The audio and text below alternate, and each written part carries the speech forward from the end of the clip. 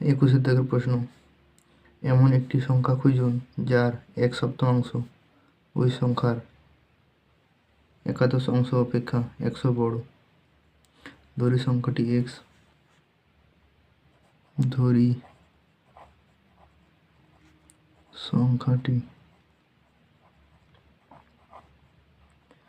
সংখ্যাটি হলো x। কি বলেছি? x এর একাদশ অংশ, মানে x এর একাদশ অংশ,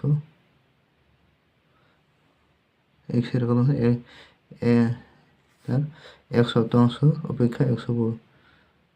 তা আর এটা হচ্ছে x এর 1/7, তাহলে 1/7 থেকে x/7 মাইনাস x/11 সমান কত বলেছে?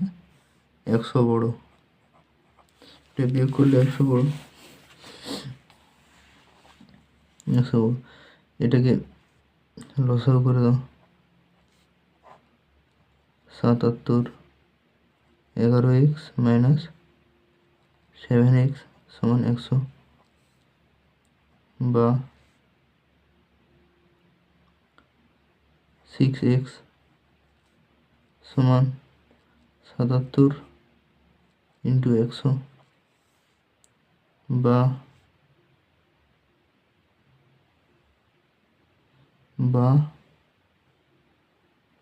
x সমান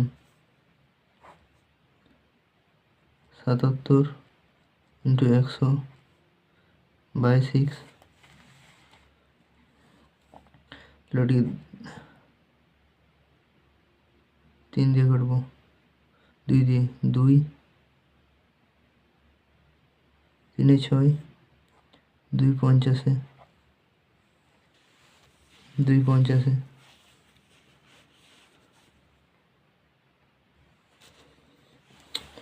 সরি, এখানে একটা ভুল হয়ে গেছে ছোট।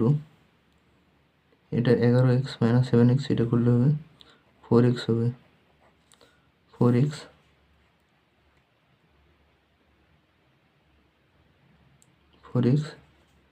তো এটা হবে, এটা এই পাশে নিয়ে এলে হবে, এটা 4 হবে। এটাকে এখানে লিখে দিই, বা x সমান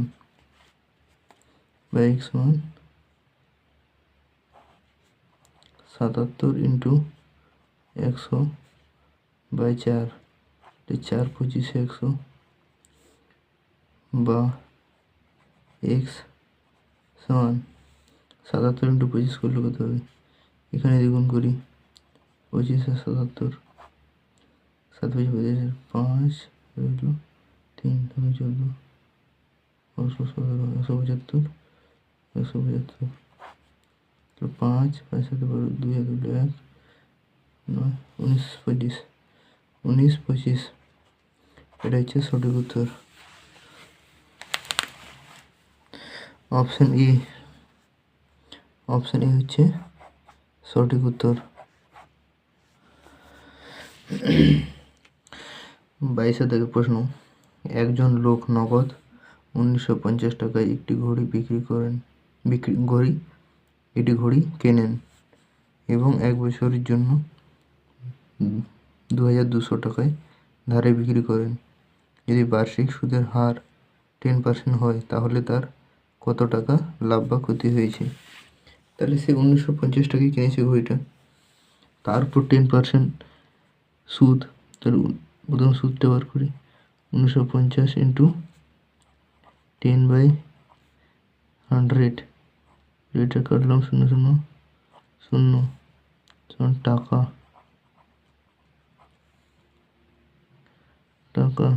সমান 195 টাকা। এটা হচ্ছে 10% সুদ, এটা হচ্ছে 10% সুদ দিয়ে বলছেন 2200 টাকা, 2200 টাকা মাইনাস 1950 প্লাস 195 টাকা সুদ, এটাই হচ্ছে লাভ বা ক্ষতি, সমান 2200 টাকা মাইনাস 2200 টাকা মাইনাস এটা যোগ করলে 5, 9 5 14,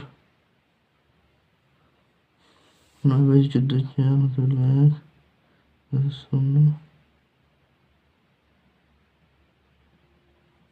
2045 টাকা, 2045 টাকা দেশের টাকা। এটাও টাকা, সমান হবে 55 টাকা। এটা হচ্ছে লাভ, 55 টাকা লাভ। তাহলে উত্তর হবে অপশন এ। অপশন এ হচ্ছে সঠিক উত্তর, 55 টাকা লাভ। 23 দেখের প্রশ্ন, একজন শিক্ষার্থী একটি সংখ্যাকে 0.72 দ্বারা গুণ করার পরিবর্তে এটিকে 7.2 দ্বারা গুণ করে। যদি তার উত্তর সঠিক উত্তরের চেয়ে 2592 বেশি হয় তাহলে আসল সংখ্যাটি কত? আসল সংখ্যাটি কত? ধরি সংখ্যাটি ধরি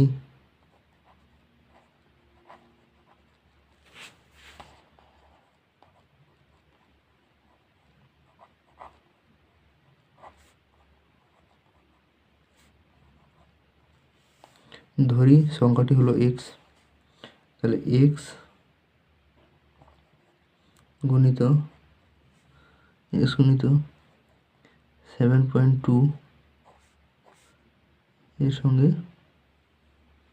বিয়োগ করে দাও এক্স গুণিত 0.72, এটা বলেছে সমান কত হচ্ছে 2592, বা আমি এখান থেকে এক্স কমন নিলাম, তাহলে হবে 7.2 মাইনাস 0.72, এটা সমান 2592,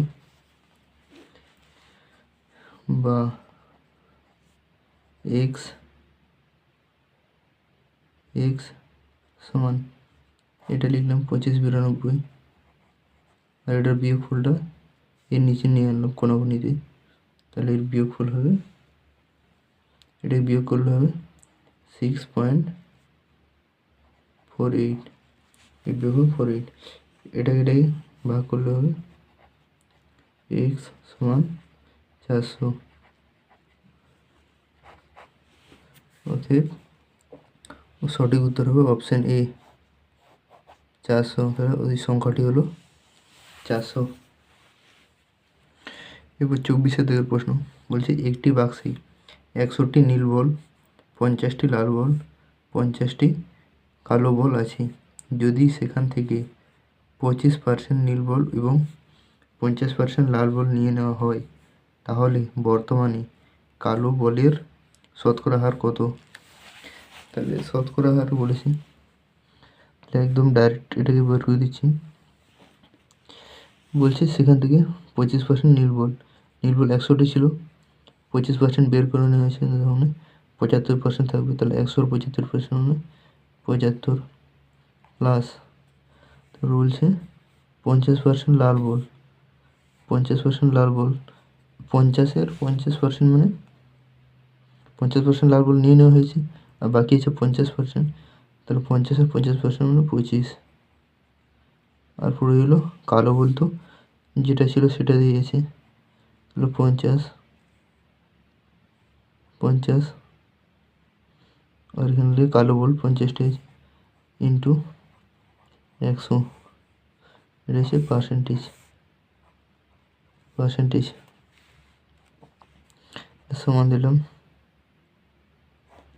এটা 50 এই করে যোগ করলে হবে 150 ইন্টু 100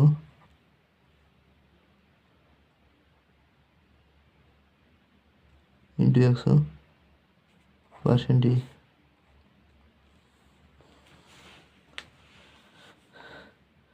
সমান হবে, আমি 50 3 150 করে দিলাম, তাহলে হবে 100/3%।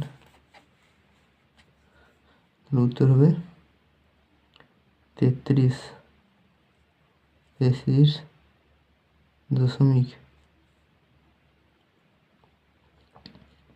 এটা 3 করে বেড়ে যাবে, 3 করে 15 হয়ে যাবে।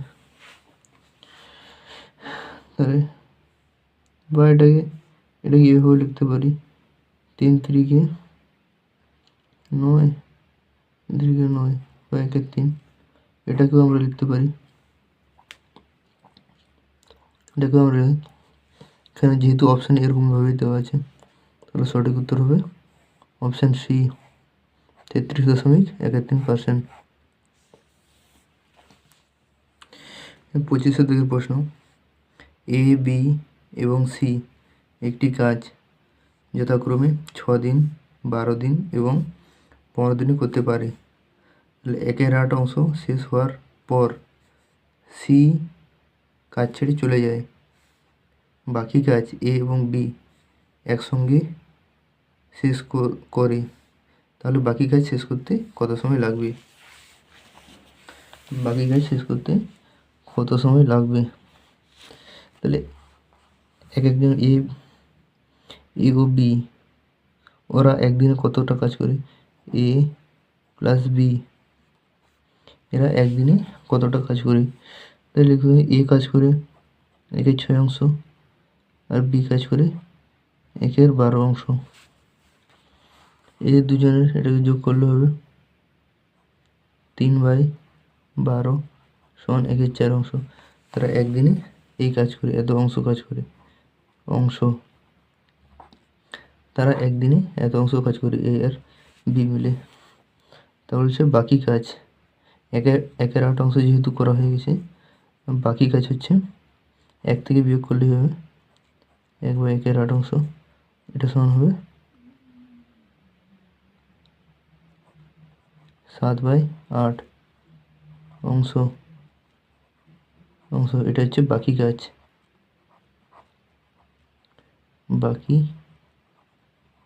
এটা হচ্ছে বাকি কাজ। এই অংশটা করতে এ আর বি এর কতদিন সময় লাগবে? তাই লিখতে পারি 1/4 অংশ এত অংশ একদিনে, ঠিক লিখছি, এত অংশ হয়, এত অংশ কাজ হয় একদিনে,